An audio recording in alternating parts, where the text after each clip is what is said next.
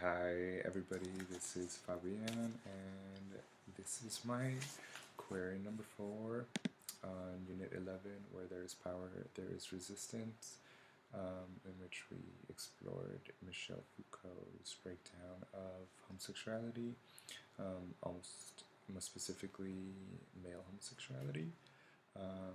So I think I found the School of Life video insightful in kind of breaking down the way that Foucault alludes to history as a critique for different kind of social institutions like the prison, the hospital, and kind of the mental institution as well. And so then how that applies to our contemporary conceptions of sexuality. So then connecting that to this idea of sexual liberation as applied to male homosexuality, it was interesting to read the piece or the first interview, which is Friendship as a Way of Life, in which Foucault doesn't reject, but he elaborates on the way that I guess kind of like male promiscuity, or he talks about kind of like male cruising or male casual sexual encounters. How even though that is kind of used in discourses to point to a deviancy, it also, he says, represents a neat image of homosexuality, which I thought was kind of interesting.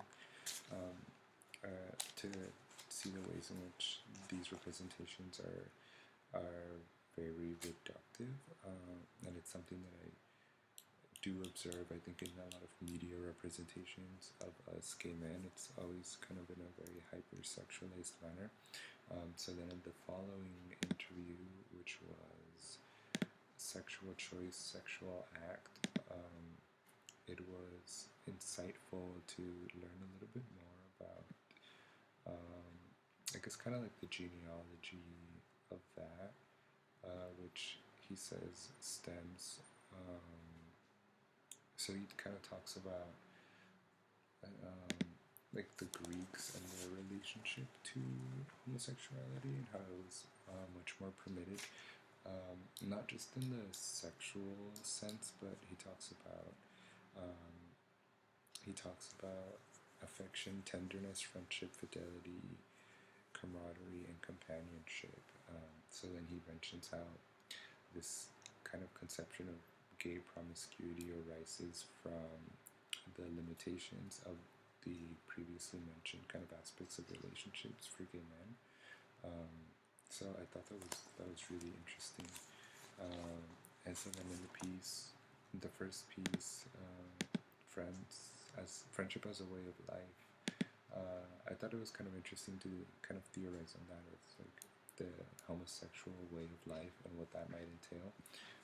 And I like that the author makes a point to express that this is still, or it is an abstract thing. It's not necessarily a concrete, actual way of life. Rather, what I understood it as was as not just limiting oneself to one's desire as a form of liberation, rather moving beyond that. So moving beyond just kind of the immediate gratification of sex, for example. And he does talk about this idea of homosexual ascesis as a means of working on ourselves.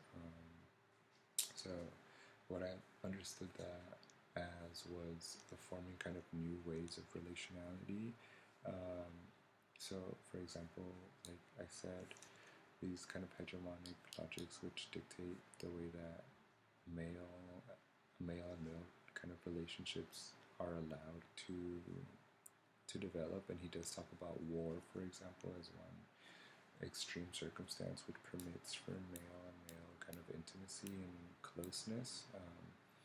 So I thought that was interesting, and it made me think of, for example, the app Grinder, and how it's kind of a hookup app, and it provides that immediate sort of gratification for a sexual desire, but in my opinion, and that's fine if that's what somebody is looking for. But I think in terms of maybe like community making or relationality, it can be very limiting. And I think it was funny because, or I thought it was funny that in the piece "Sexual Choice," um, sexual act, the Foucault and the interviewer joke about that when they talk about Proust, um, specifically this one novel, but he says something along the lines of,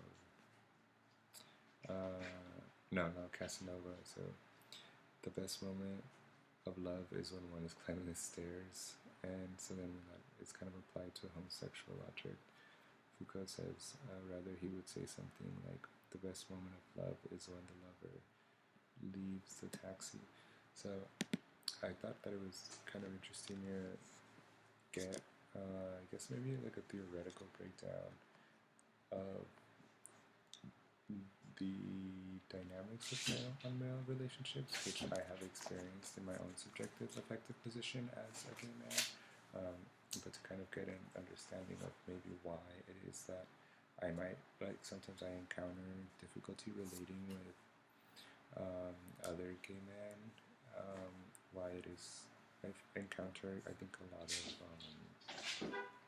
lot of kind of hostility sometimes on the community on behalf of gay men. Like I said, it's really can be kind of like overtly sexualized, where it is hard to establish these kind of intimate bonds, even though we share a queerness. It's I think the logics that kind of dictate gender performance are still very much in place.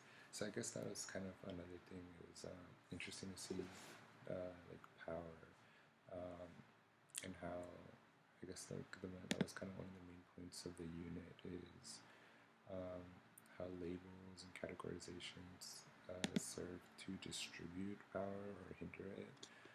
So that was the main takeaway for me, was that gay does not necessarily have to be equated with this idea of sexual liberation, and how we can perhaps move beyond that, where individuals, if they choose to do so, like I said, going back to that earlier point of homosexual esquisses, not necessarily to be abstinent, but to not just turn to, again, sexual desires, but to try to establish, I think, new forms of relationality can be very important, not just for the self, but I think as a modality of critique and community making.